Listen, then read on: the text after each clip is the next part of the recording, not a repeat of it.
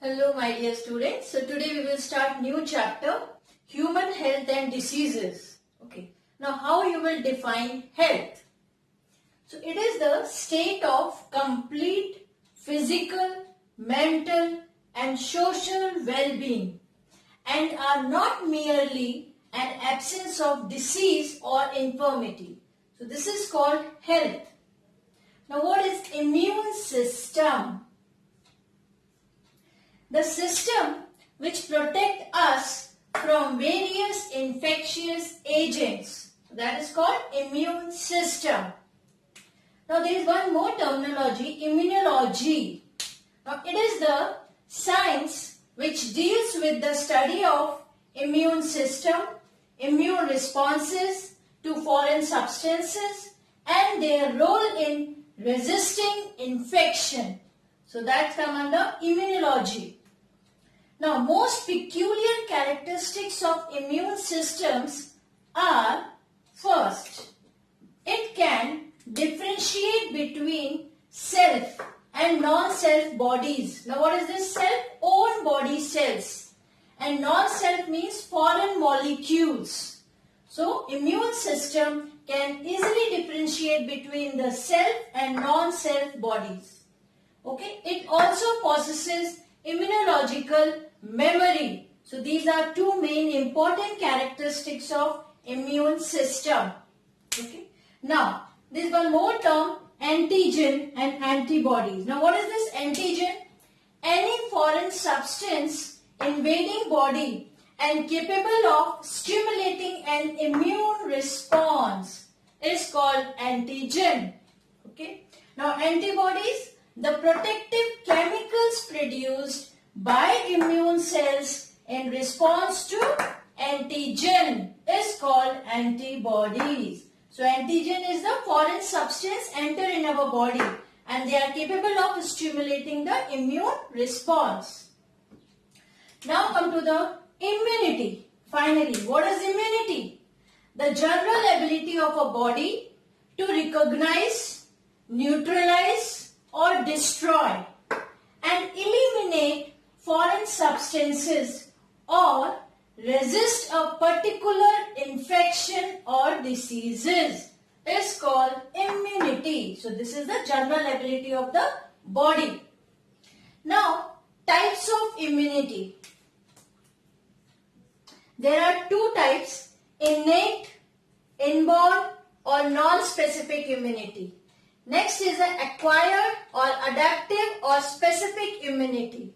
So these are the two types of immunity, innate immunity and acquired immunity. Now one by one. First is the innate immunity. It is present from birth. That's why it is also called inborn, innate or inborn or non-specific immunity.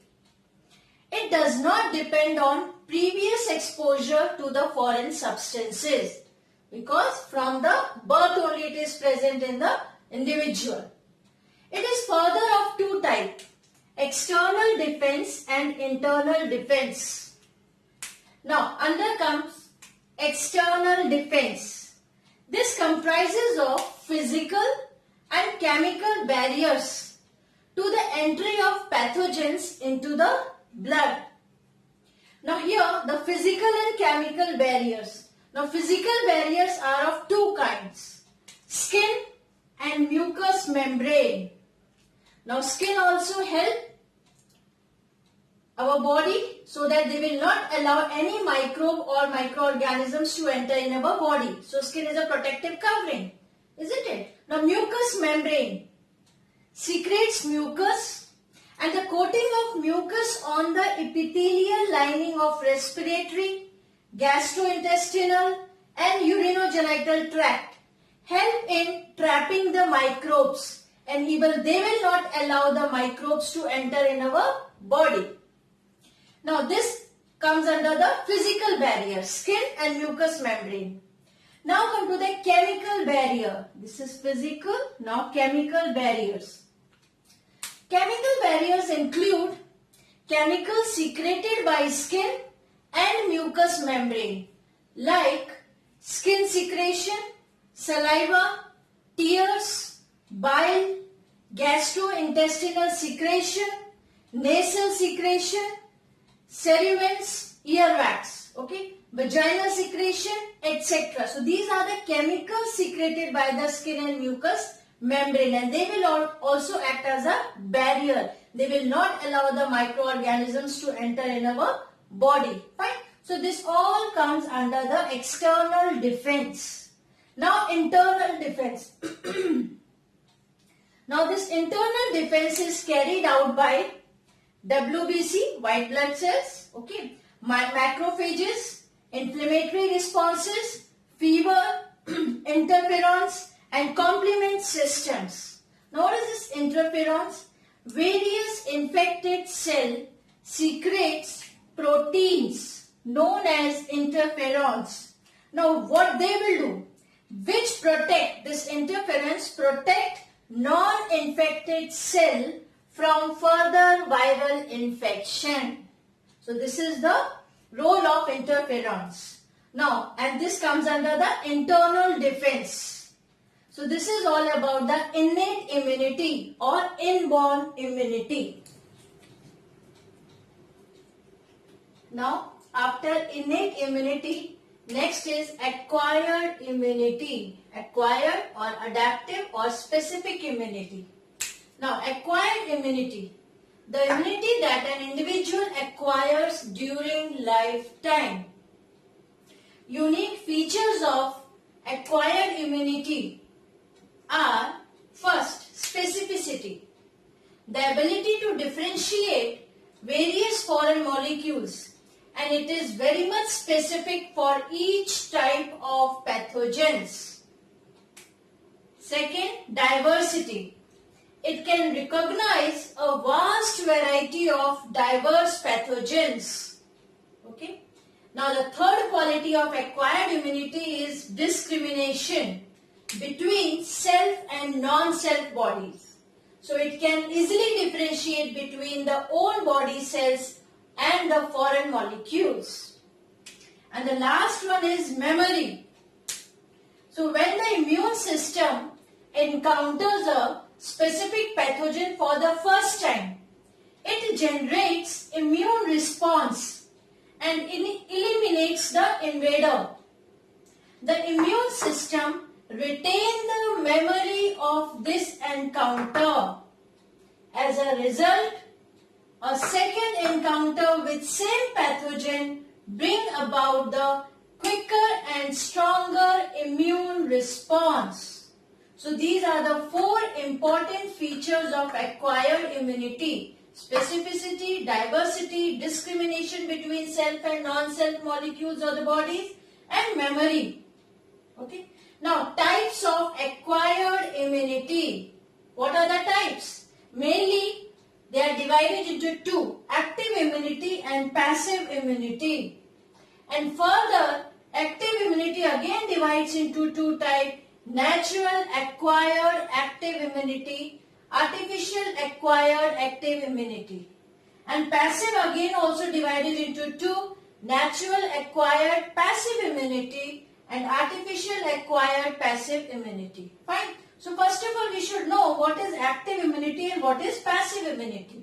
So active immunity is the resistance developed by an individual as a result of an antigenic stimulus of invading pathogen is called active immunity. So this is developed by an individual. Now passive immunity is, it is acquired when ready-made antibodies are received by the body. So here from outside ready-made antibodies are injected into the body, but the active immunity is a resistance developed by an individual. Okay, now we will go into the detail further types of active and passive immunity.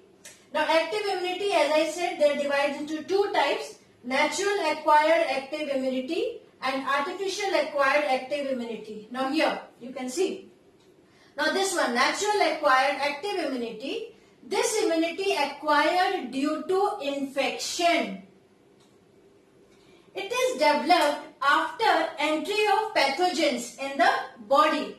Example, person who has recovered from measles develop natural acquired active immunity to measles for the lifetime. Right?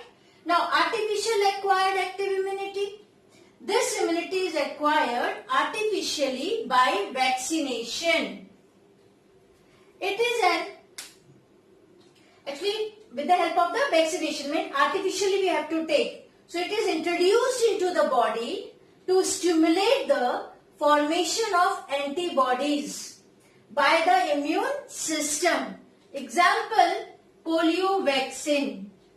Okay, so artificially is introduced into the body to stimulate the formation of antibodies. So this comes under artificial acquired active immunity. Right? Now next type, passive immunity. Under that also two types, natural and the artificial. Now here, natural acquired passive immunity. Just wait. Now here, natural acquired passive immunity. See, before birth, maternal antibodies are transferred from mother to fetus through placenta, and after the birth, antibodies are transferred from mother to baby through colostrum. So these are the two ways by which antibodies are passed from the mother to a baby, before the birth and after the birth. The antibodies received by the child from mother remains in the body for a short time. So this immunity, natural acquired passive immunity, is short-lived. Okay. Now next, artificial acquired passive immunity. It is developed by injecting previously prepared antibodies using serum from human or animals. Example, antibodies obtained from hyperimmunized horses are injected to human against rabies pathogens. So here artificially they are injecting into the bodies of the human. Now it is also short-lived. Which one? Artificial acquired passive immunity. So this is all about type of immunity, innate and the acquired immunity.